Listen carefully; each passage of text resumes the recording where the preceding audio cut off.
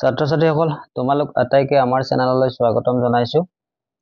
ছাত্ৰ-ছাত্ৰীসকল আমি অষ্টম শ্ৰেণীৰ এজিভিৰ গ্ৰেণ্ডফাদাৰ্স উইচ নামৰ পাঠটি পঢ়ি আছো আৰু তোমালোকে ইতিমধ্যে গম পাইছা আমি প্ৰথমটো প্যাৰাগ্ৰাফ পঢ়িলো আৰু তোমালোকে জানানে এই লেসনটো এই পাঠটো এগৰাকী বিখ্যাত ভাৰতীয় লেখকৰ অটোবায়োগ্ৰাফি অৰ্থাৎ আত্মজীৱনীৰ সৰলীকৃত পাঠ ঠিক আছে।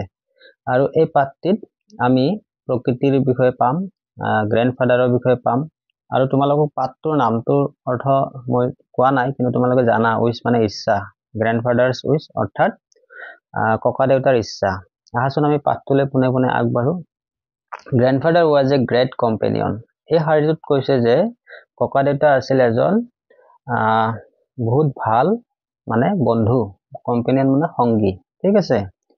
গ্ৰেণ্ডফাদাৰৰ লগত থাকিলে ককা দেউতাৰ লগত থাকিলে মানে বহুত ভাল লাগে, তেওঁ এগৰাকী বহুত ভাল সংগী।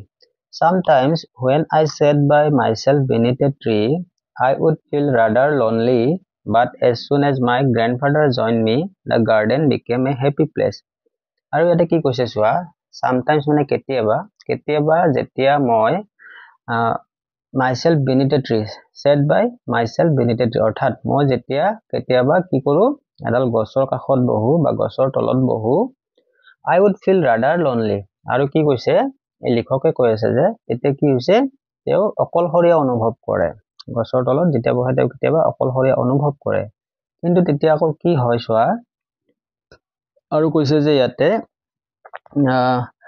but as soon as my grandfather joined me, কিন্তু যেতিয়া মোৰ ককা দেউতাই মোৰ লগত লগ লাগে বা মোৰ কাষত বহে, মোৰ কাষলৈ আহে, তেতিয়া কি হয় the garden became a happy place। আৰু তেতিয়া বাগিচাখন, গছ-গছনিবিলাক, এই ঠাইখন এখন সুন্দৰ ঠাই হৈ পৰে, সুখী ঠাই হৈ পৰে।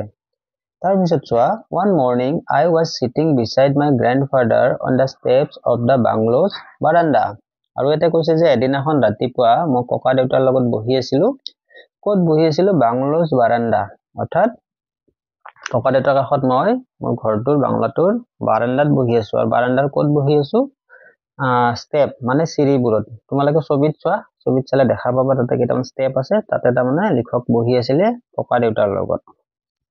ছাত্ৰ-ছাত্ৰীসকল তাৰপিছত চোৱা, ইয়াতে কৈছে যে as we sat there in the soft sunshine of a North Indian winter অৰ্থাৎ উইন্টাৰ মানে তোমালোকে জানা উইন্টাৰ মানে হৈছে শীতকাল, ঠাণ্ডাৰ দিন। এতিয়া নৰ্থ ইণ্ডিয়ান বুলি কৈছে তাৰমানে উত্তৰ ভাৰতত ঠাণ্ডাৰ দিনবিলাক কেনেকুৱা হয়, বহুত ঠাণ্ডা পৰে সেইফালে, বুজিছানে। আৰু এই ঠাণ্ডাৰ দিনতে কি হৈছে সফ্ট ছানশ্বাইন অৰ্থাৎ কোমল ৰ'দত মানে বহি আছিলে। তেতিয়া কি হৈছিলে, I noticed the tendril of a creeping vine। আৰু তেওঁ লিখকে লক্ষ্য কৰিছিলে যে এডাল টেন্ড্ৰিল মানে মই তোমালোকক ফটো দেখাই আছো, তোমালোকে স্ক্ৰীনত চোৱা।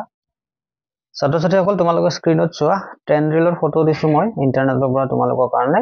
আৰু এনেকুৱা এডাল গছৰ আগ, এডাল সূতাৰ দৰে আগডাল দেখিছানে তোমালোকে, সেইডাল কি হৈছিলে, I noticed the tendril of a creeping vine moving slowly towards grandfather অৰ্থাৎ এনেকুৱা উদ্ভিদৰ এডাল টেন্ড্ৰিল আগুৱাই আহিছিলে, ককা দেউতাৰ ফালে আগুৱাই আহিছিলে। এতিয়া চোৱাচোন, উদ্ভিদে আগবাঢ়ি যায়, উদ্ভিদৰ বৃদ্ধি হয়, কিন্তু ইয়াতে পাঠটোত আমাক কৈছে যে টেন্ড্ৰিলডাল আগবাঢ়ি আহিছে, গছৰ আগডাল আগবাঢ়ি আহিছে। এতিয়া কি কৈছে চোৱা, there is probably a scientific explanation। আৰু ইয়াতে কোৱা হৈছে যে এই কথাটোৰ এটা scientific explanation আছে, বিজ্ঞানসন্মতভাৱে এটা ব্যাখ্যা আছে। কি ব্যাখ্যা আছে বুলি কৈছে চোৱা, for the vines behavior। আৰু এই লতাডালৰ বিহেভিয়াৰৰ বৈজ্ঞানিক ব্যাখ্যা আছে, something to do with light and warmth। আৰু ইয়াতে কোৱা হৈছে যে এই বৈজ্ঞানিক ব্যাখ্যাটোত আমি পোহৰ আৰু উত্তাপৰ লগত কিবা এটা সম্বন্ধ আছে উদ্ভিদৰ, ঠিক আছে। আৰু তোমালোকে জানা বা যদি পাইছা তোমালোকে মনত থাকিব বা গম পাবা যে উদ্ভিদে সদায় পোহৰৰ ফালে গতি কৰে, উদ্ভিদৰ আগবিলাক পোহৰৰ ফালে গতি কৰে। তোমালোকে নিজেও এক্সপেৰিমেন্ট কৰি চাব পাৰা, এইটো কথা ইয়াতে বুজাব বিচৰা হৈছে। But I like to think that it moved towards grandfather simply because it wanted to be near him।